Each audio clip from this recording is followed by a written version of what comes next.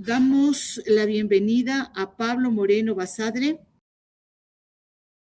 contratado predoctoral y miembro del grupo de investigación Elio Antonio de la Universidad de Cádiz.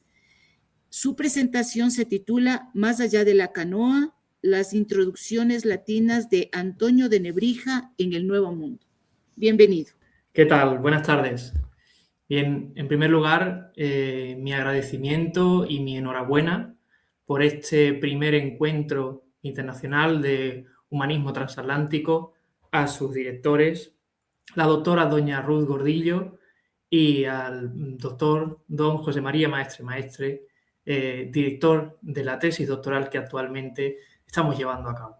Quisiera saludar también al señor rector, al padre don Carlos Ignacio Mangín, que también tuvimos la oportunidad de conocer en Lebrija. Permítanme que ponga la presentación.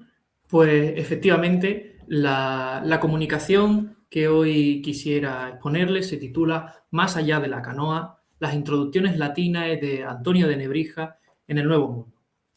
Permítanme, antes de empezar, una pequeña digresión, porque fíjense, cuando empecé mi tesis doctoral y mi círculo más íntimo me preguntaba, oye, bueno, ¿a qué te dedicas? Pues yo empezaba dándoles todo tipo de detalles. Bueno, pues estoy con una beca, estoy doctorándome, estoy haciendo una tesis doctoral sobre Elio Antonio de Nebrija, que hizo las introducciones latinas, una gramática del siglo XV, XVI, muy importante, etc. Claro, ante la estupefacción de la persona que me preguntaba, pues decidí modificar un poco mi tipo de respuesta. Entonces pasé a una pregunta. Oye, sí, pues verás, para lo que me dedico, ¿tú conoces a Antonio de Nebrija, el de la gramática de la lengua castellana? Pero claro, ahí entrábamos en un problema, que al interlocutor se le planteaba una pregunta de tipo académico y automáticamente entraba en ese estado de mutismo que bien conocemos los profesores de las aulas, ¿no? Entonces ya por último, lo que respondo cuando me preguntan que a qué me dedico, qué investigo, es que estudio el gramático de los Reyes Católicos. Sí, me aseguro que es un léxico conocido y además el receptor recibe la satisfacción de conocer al personaje, no por el personaje en sí, sino por esa figura un poco más universal de los Reyes Católicos, ¿no? Pero no me malinterpreten. Estudiar a Antonio de Nebrija es una gran suerte y un privilegio que debo aquí a mi director y a mis directores de tesis. Pero saco esta digresión porque a veces sucede lo mismo en el mundo académico, ¿no? Existen una serie de temas a los que he llamado los inevitables de Antonio, que cuando se hacen unas investigaciones sobre la figura de Antonio de Nebrija y de las introducciones o de la gramática de la lengua castellana, siempre terminan saliendo a la luz. Por ejemplo, el famosísimo adagio de la lengua como compañera del imperio, que además lo confundimos con el título de la magnífica conferencia de don Eugenio Asensio, siendo este adagio famoso, siempre la lengua fue compañera del imperio. Otro de estos inevitables, por ejemplo, ya no con la gramática de la lengua castellana, sino con el vocabulario español-latino, es la apasionante cuestión de la canoa, ¿no? Que además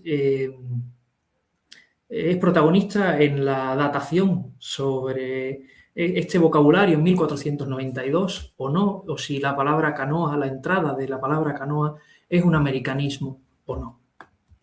O por ejemplo, en el caso de las introducciones latinas, estas gramáticas en latín, que vieron 3 ediciones, pero siempre se habla de cómo fueron creciendo de una forma quizás desmesurada, quizás hasta hacerse un manual demasiado denso, quizás hacerse un manual de mayor profundidad, ¿no? Además con unos versos excesivamente, a mi parecer, vituperados. Y bien, esto encuentra... Pero uno de estos lugares comunes, de estos estereotipos sobre los que quisiera insistir en esta comunicación serán 2. En primer lugar, esto que siempre se dice sobre si la gramática de Antonio de Nebrija, si no tuvo mucho impacto en el humanismo fuera de España y si la gramática de la lengua castellana fue un, cito, fracaso editorial, ¿no? Bien, en primer lugar, uno de los puntos que pueden esclarecer estas dos afirmaciones pues son el hecho de que la gramática de Antonio de Nebrija se adscribiera a las conocidas como gramática proverbiandi. Es decir, gramáticas que dan mucha importancia al plano léxico y sintáctico y que además se apoyan en gran medida en el romance. Por lo tanto, naturalmente, que en Europa, que fuera de España, estas gramáticas no gozasen de tanta difusión como sí que lo tuvieron en España, ya que esos otros países a donde pretendían difundirse ya contaban con sus propios gramáticos que a su vez se apoyaban en la lengua vernácula. De hecho, en pantalla pueden observar los ejemplos de las introducciones latinas del 81 o de ya el arte reformada de la Institutio Grammatica, cómo se terminan apoyando en el romance. Pero esto a su vez nos suscita otra gran pregunta que será el tema de esta exposición. Entonces, ¿qué es lo que llevó a los grandes investigadores, a los grandes maestros? Hablo de Francisco Rico, de don Eugenio Asensio, Antonio Quilis, o nuestros propios maestros, ¿no? Don Luis Gil, don Juan Gil, al estudio tan fervoroso y apasionado de las introducciones latinas y de la gramática de la lengua castellana o de los propios diccionarios de Elio Antonio de Nebrija durante las décadas finales del siglo pasado. Pues bien, es precisamente esa visión iberoamericana, señoras y señores, esa visión transatlántica que hoy aquí cultivamos y que hoy aquí debemos seguir cultivando. Porque claro que si se toma el humanismo exclusivamente como humanismo europeo, estaríamos jugando con el 90% menos de las fichas del juego, pues nos faltaría toda la parte del humanismo transatlántico. Y ante esto, ante este supuesto problema, surge una ocasión, porque verán ustedes, surgen una serie de preguntas que resultan fascinantes y que tenemos la gran suerte de que todavía pueden ser respondidas. Es decir, ¿qué ediciones de estas introducciones latinas o de las gramáticas de la lengua castellana se embarcaron hacia el Nuevo Mundo? ¿A partir de qué fechas? ¿En qué número? ¿Y qué ediciones influyeron en según qué autores? Y luego de todo esto, ¿qué es lo que se ha conservado? Actualmente debe realizarse todavía un trabajo de catalogación de existencias de las gramáticas latinas y castellanas de Nebrija en el Nuevo Mundo, pero sí que se conoce, no me malinterpreten, a través de vías indirectas y de investigadores de gran calado, como a su vez ya ha mencionado el doctor don Juan Francisco Reyes Montero. Entonces yo les planteo aquí una serie de vías indirectas a través de las cuales podemos conocer la gran presencia e importancia de la obra gramatical de Elio Antonio de Nebrija en el Nuevo Mundo. Lo he dividido en 4 puntos: crónicas, protocolos aduaneros, una declaración directa de autores gramaticales americanos o la existencia de gramáticas de lenguas indígenas adscritas a la tradición nebrisense, de las cuales ya ha hablado también el profesor Reyes Montero. Empezaremos basándonos en la obra del profesor Espino Martín, que me consta que participa, como no puede ser de otra manera, en este encuentro, que cita algunas obras como la de Osorio Romero. Esta obra la incluimos en el apartado de la crónica, pues presenta la historia de la fundación y discurso de la provincia de Santiago de México de la Orden de Predicadores, que habla efectivamente de la fundación de nuevos sitios de la Orden de Santo Domingo y cuenta la vida de algunos de sus hermanos más notables. Como por ejemplo, en el año 1552 habla de este Alonso López en Oaxaca, que no sabía ni leer ni escribir, pero que decidió consagrarse como hermano a la Orden de Santo Domingo y que en muy poco tiempo aprendió el Salterio de David, todas las epístolas de San Pablo y, como ven en pantalla subrayado, el arte de Antonio. Estamos hablando del año 1552, muy pronto en la historia de los virreinatos. Un segundo.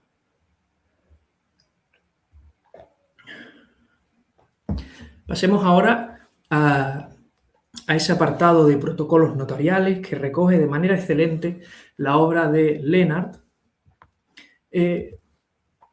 que verán, como podemos observar en pantalla, que recoge estos protocolos aduanales de compra-venta de libros.